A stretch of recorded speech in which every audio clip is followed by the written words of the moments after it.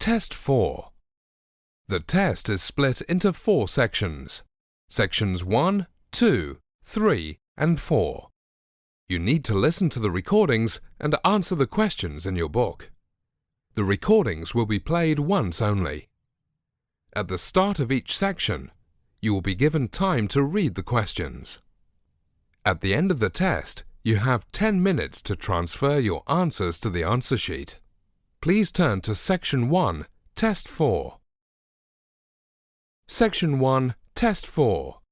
You will hear a conversation between a librarian and student wishing to register with the library.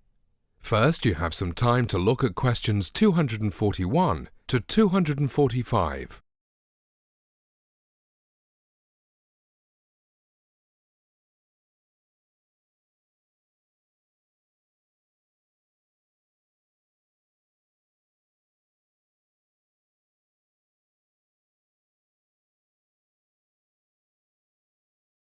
Hi, are you here for a library card? Yes, what do I need to do? I need to see proof of identity and proof of residence. You can use a driver's license, a passport, a utility contract with your name and address on, or a tenancy agreement. Do you have any of those with you today? I have my passport and a copy of my landlord's lease agreement. Will they do? Let me see. You need to fill out this form whilst I check your ID. It says here that I need a personal identification number to access my account. You can choose your own PIN. Make it a 4-digit number, but not consecutive numbers like 1, 2, 3, 4, and you can't repeat a digit. I'd like to take out some books today. Will that be possible? Once I've given you a valid library card and your PIN's been accepted. Do I need to sign anywhere? Sign the bottom of the form and also the back of the card once I've finished with it. Have you included your email address? We need this to notify you on your reserves and overdue items. We also email a monthly newsletter that includes details of new titles. Can I access my account online? That's right. Just log in with your library card number, shown beneath the barcode, and enter your PIN. What happens if I lose my card? We'll cancel your old card and issue you with a replacement for a fee of $1. The first card is free. You'll also need a new PIN. We don't email it, so you'll have to come in so we can reset it. OK, thanks. Am I ready to start checking out materials now? Yes, you can access the library catalogue and your account right away. Here's a brochure telling you more about the library's lending policies and rules, as well as opening times, and there's information about late fees and lost items. Before you hear the rest of the conversation, you have some time to read questions 246 to 250.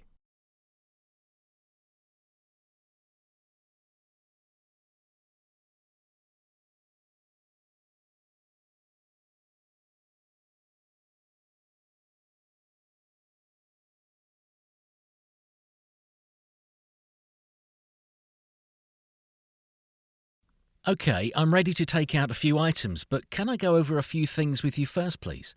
What would you like to know? Is there a limit on the number of items I can check out? You can have 50 items out at any one time, including a maximum of 10 DVDs and 5 CDs. Wow, that's quite a lot. What about how long I can take things out for? Books, for example.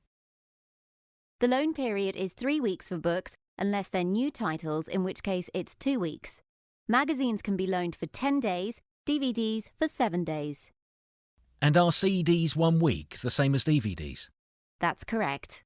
What about renewals? How do I go about renewing items? You can renew items in several ways, either online by accessing your library account or in person. You can also use our automated telephone renewal service, or you can call the checkout desk. And how many items can I renew? You can renew 10 items 4 days into their loan period. I'm going to be working on a research project. I might need to reserve items that are currently out on loan. How do I go about doing this? It's through your library account. We'll email you once the items are available. You then have 5 days to pick them up before they go back into general circulation. And can I just go on the computers when I come in, or do I need to book a slot? Yes, I'm glad you asked me that. We have wireless laptops for in-library use that can be borrowed for up to 1 hour. It's first come, first served, so you cannot reserve these. Alternatively, you can bring in your own laptop and log into the library's homepage using your library card number and PIN. OK, that's great. Thanks for your help. That is the end of Section 1, Test 4. You now have half a minute to check your answers.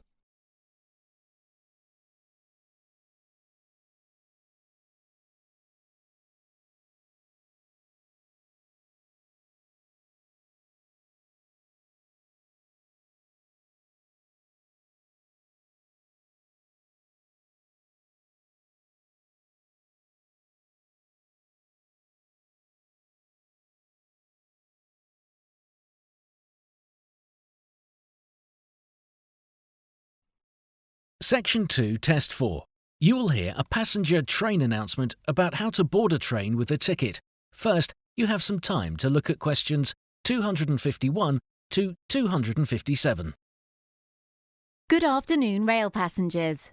The train arriving at platform 4 is the overnight express to Telstar City. This is our high-speed, non-stop service with dining facilities and a sleeping car. The train will depart at 15:50 hours. All passengers, including children, are required to have a boarding pass before they can board the train. Please exchange your ticket for a boarding pass at the green booth near the main entrance. When you have obtained your boarding pass, you can access platform 4 through gate R. Passengers without tickets should obtain them from the manned ticket office at the North Gate entrance, or use the self-service ticketing machines located throughout the main hall. Passengers who purchase their tickets online and printed off a bar-coded boarding pass can access platform 4 through gate T, where their passes will be checked prior to boarding. Boarding will begin at approximately 15:05 hours. Please board the class of carriage shown on your boarding pass, either standard class or premium class. Your seat number is indicated on the pass. Reserved seats should be claimed at least 30 minutes before the train is due to depart. Reserved seats not claimed by 15:20 hours will be made available to other passengers. If you have reserved a place in the sleeping car, please show your boarding pass to the attendant on the train, who will direct you to your sleeping compartment. Thank you. Before you hear the rest of the conversation, you have some time to read questions 258 to 260.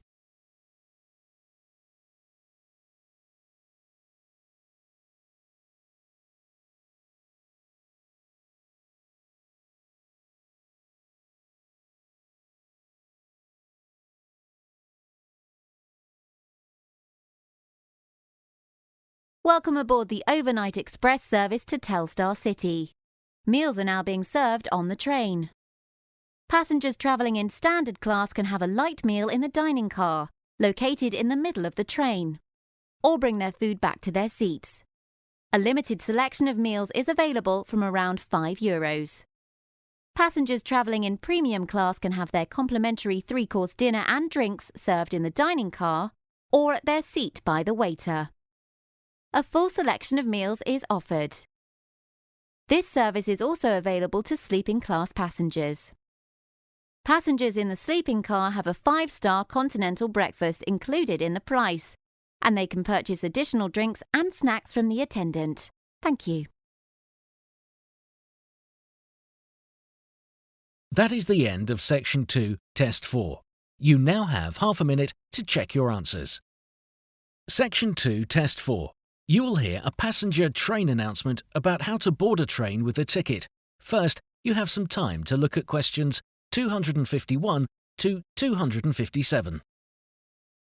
Good afternoon, rail passengers. The train arriving at platform 4 is the overnight express to Telstar City.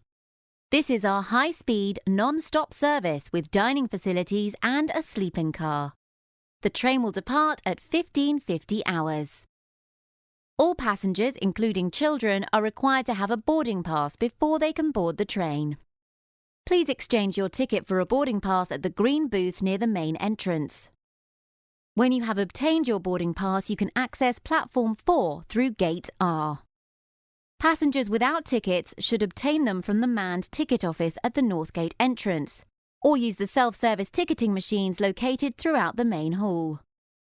Passengers who purchase their tickets online and printed off a bar-coded boarding pass can access platform 4 through gate T, where their passes will be checked prior to boarding. Boarding will begin at approximately 15:05 hours. please board the class of carriage shown on your boarding pass, either standard class or premium class. Your seat number is indicated on the pass. Reserved seats should be claimed at least 30 minutes before the train is due to depart. Reserved seats not claimed by 15-20 hours will be made available to other passengers. If you have reserved a place in the sleeping car, please show your boarding pass to the attendant on the train, who will direct you to your sleeping compartment. Thank you. Section 3, Test 4. You will hear an interview with a soil scientist about home composting. First, you have some time to look at questions 261 to 265.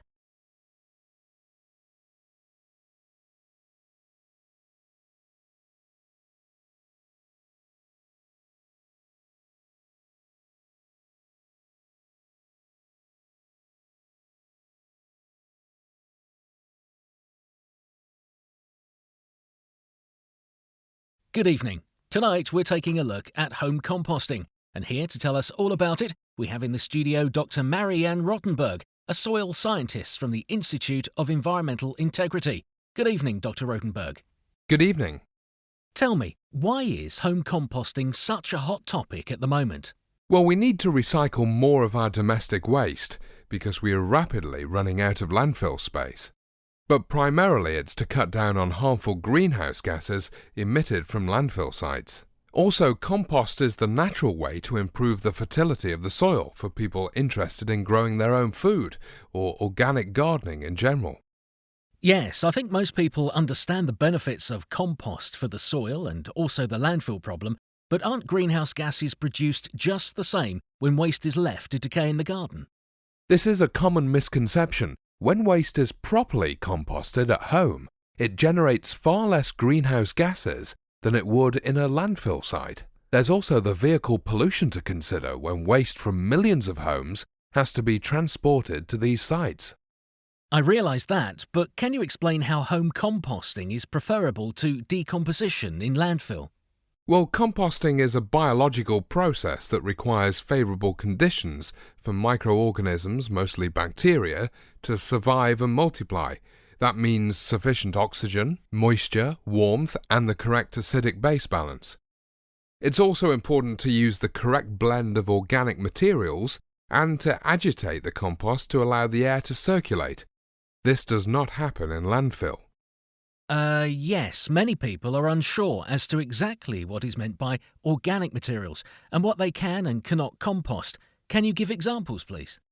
Well, organic means containing carbon, but in composting terms it refers to anything that was at one time living. It can be divided into green material and brown material. The greens are kitchen scraps such as vegetable, salad and fruit waste, old flowers and grass cuttings. These are a good nitrogen source. The browns include things like leaves, crushed eggshells, egg boxes, twigs and small branches, and shredded cardboard or paper, which provide the carbon. And do these brown and greens need to be mixed together? Normally it's more of a layering process. Each layer of greens, that's food waste, is covered by a layer of browns, for example leaves. Right, and are there any food substances that won't compost? Yes, most definitely. Don't add meat, fish, bones, dairy products, or any kind of cooking oil because these are not very biodegradable and will slow the composting process down. Fine, I get the general idea. Thank you, that was most illuminating. Before you hear the rest of the interview, you have some time to read questions 266 to 270.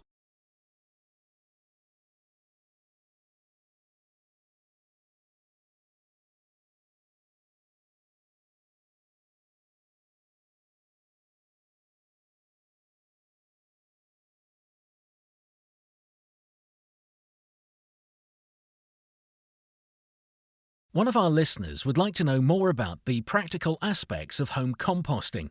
Can you say more about this, please?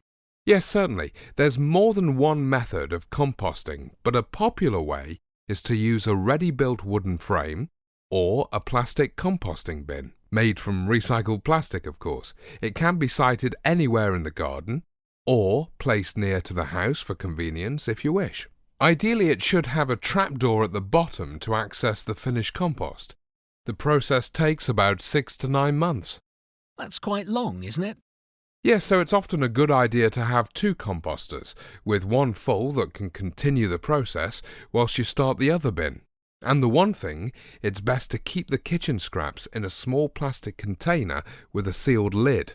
An old ice cream carton is suitable. And how about the garden waste? Is that kept outside in another container? Yes, but it doesn't need to be a container with a lid. Nothing sophisticated. Any enclosure in the garden will do. Just somewhere to keep leaves, really. Start with a layer of these at the bottom, and then add a layer of kitchen scraps on a daily basis, topped off with another layer of leaves and twigs, and so on, in roughly equal measures. Now, I know some people have concerns about attracting rodents and family pets. Is this really a problem? Well, it can be, but it's less so if your bin has a lid or the kitchen scraps are well covered with leaves and twigs. And what if there are not enough leaves in your garden? Crunched up newspaper and shredded card can provide an alternative source of carbon, and they also increase the aeration of the compost. Well, thank you once again, Doctor. That is the end of Section 3, Test 4. You now have half a minute to check your answers.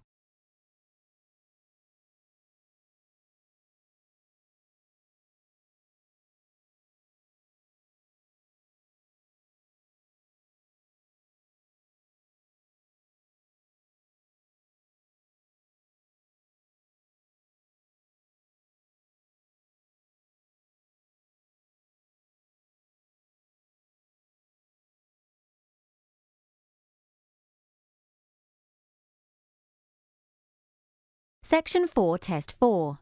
You will hear an undergraduate tutor talking about academic essays and referencing. First, you have some time to look at questions 271 to 280.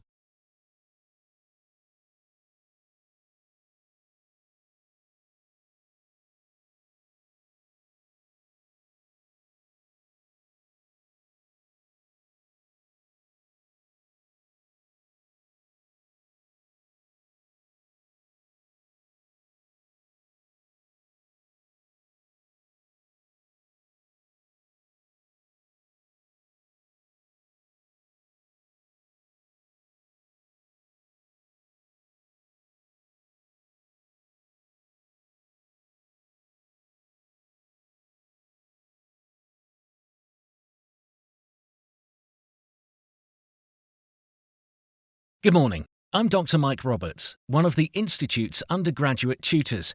I'm going to talk briefly about the correct way to set out an academic essay and also how to reference it.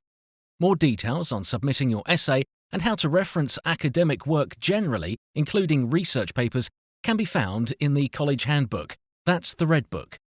You should all have a copy. These guidelines, or rules really, must be adhered to if you want to avoid losing marks. 5% of the total mark is available for correct referencing, which could mean the difference between a pass and a fail. OK, let's start with the page setup. The margins should be 1 inch, each side with 1¼ inches at the top and bottom. Now, these are automatically chosen to suit the printer, so there's no need to alter the normal template. The text must be double-spaced to enable the tutor to add comments either above or below the text, and also to facilitate reading. Choose a 12-point Times New Roman font for your essay. It must be typed and justified. Nothing is to be handwritten. OK? Don't indent the paragraphs and don't add additional blank lines between the paragraphs. It makes the essay look longer than it really is, but this will not fool the examiner. Now, your essay will be marked and assessed anonymously to avoid any discrimination. So make sure your candidate number appears in the right-hand corner of every page in the top margin, the header. But your name must not appear anywhere on the final essay. Right, any questions so far? All this is in your handbook, by the way. I'll just mention the word count. To avoid being penalised, don't exceed the word count by more than 10%. So a 3,000-word essay shouldn't overrun by more than 300 words. Or, to put it another way, a 3,000-word essay should not be any longer than 3,300 words. If you write any more words than this, The examiner will not be obliged to read them. Don't write anything less than 3,000 words though, okay? Right, I'd like to move on to referencing. Well, why do we need to do it? Does anybody know? Firstly, citing references in an essay lends support to your own idea and arguments. It's important to substantiate them. Secondly, in academic research, correct referencing enables other researchers to locate the source of the material so that they can study it and check it. Finally, by acknowledging who wrote the work, you cannot be accused of taking another author's ideas as being your own, which is plagiarism. Now, some people might argue that there are no original ideas out there, that whatever you write, somebody else will already have written, in which case you would end up having to reference all your written work. This is not true. You do not have to reference facts that are well established and in the public domain. So, for example, you can safely state that Sigmund Freud was the founder of psychiatry without having to reference it because it's a widely accepted fact. But what you cannot do is state that Freud was the first person to study the dreams of childhood without quoting the relevant text. Okay, I hope I've made that clear enough. We use the Harvard system of referencing here. It's an author-date system, so in the body of the essay you would write in parenthesis the author's surname without the first name, followed by a comma, followed by the date of the source. For example, Freud was the first person to study childhood dreams, open brackets. Freud, comma, 1906, close brackets. Okay? When compiling your reference list, it should be placed in alphabetical order with the author's surname, initial, followed by the year of publication in brackets, then the title, which should be underlined, and finally the city where the book was published along with the publisher's name. For example, Freud, S. 1920, A General Introduction to Psychoanalysis, New York, Bonney, and Liveright. Okay, that's it. Please refer to your Red Book for more details. That completes practice test 4.